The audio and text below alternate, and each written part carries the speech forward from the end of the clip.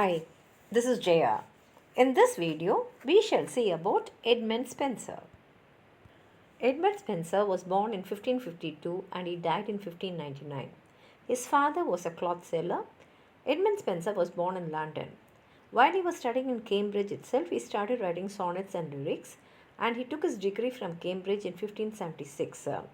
He had read classics and Italian, and he came under the strong influence of Protestant spirit. You can say that Spenser was a child of the Renaissance and the Reformation, and he is one of the greatest non dramatic poet of the Elizabethan period. His close friends were Philip Sidney and Walter Raleigh, and in fact, he has dedicated one of his works, The Shepherd's Calendar, to Sidney. And on the death of his friend, he wrote the famous elegy Astrophel in 1586. And though he loved London, most of the time he had lived only in Ireland, and he was given a pension by Queen Elizabeth on the recommendation of Walter Raleigh. And when he actually died in 1599, he was in extreme poverty. And his first important work is The Shepherd's Calendar, which was published in 1579.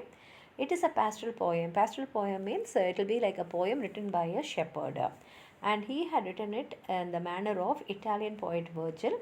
He had written Shepherd's Calendar in 12 books, and each book represents the month of the year. And the theme of it is the poet's unfortunate love for a mysterious beauty called Rosalind. And the poem also deals with moral and religious issues. He wrote Astrophel on the death of his friend Philip Sidney, and Amorite is a series of 88 sonnets where he describes the progress of his love for Elizabeth Boyle, whom he married in 1594. And he celebrates the marriage itself in another poem, Epithalamen, which he wrote in 1595. And in 1596, he wrote Prothalamen, which is described as a spousal ode. And Spenser also wrote Colin Clott's Come Home Again in 1595 and a tribute to his friend Walter Raleigh and four hymns in 1596.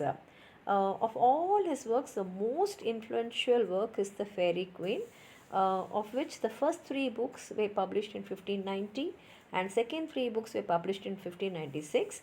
And you can say that he was not able to publish all the 12 books as he had originally planned, and the work was actually modeled on the Italian romantic pics and the inspiration which he got from Ireland. And he had planned the story into 12 books with 12 knights taking various adventures under the honor of Queen Elizabeth. And each 12 books were designed to be independent and self-contained, and the only person who will come in all the books is the legendary king author in each story. And Fairy Queen has all the traditional elements of chivalry, like the presence of giants, dragons, dwarfs, magicians, derrick knights, and distressed damsels.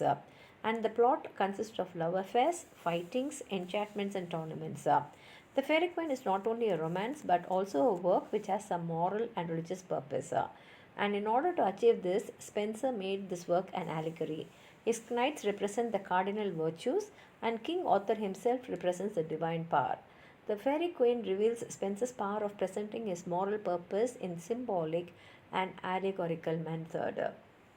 Spenser has a wonderful sense of beauty and fine pictorial power. However, Fairy Queen also suffers from artificiality. The work appeared at a time when the vogue of old romances was on decline, but the poem is still a great influence on the development of English poetry. Spenser was endowed with rich, ornate imagination, and his descriptions of nature are sensuous and picturesque. His love for poems shows a curious undertone of melancholy mixed with a sense of beauty and splendor of life.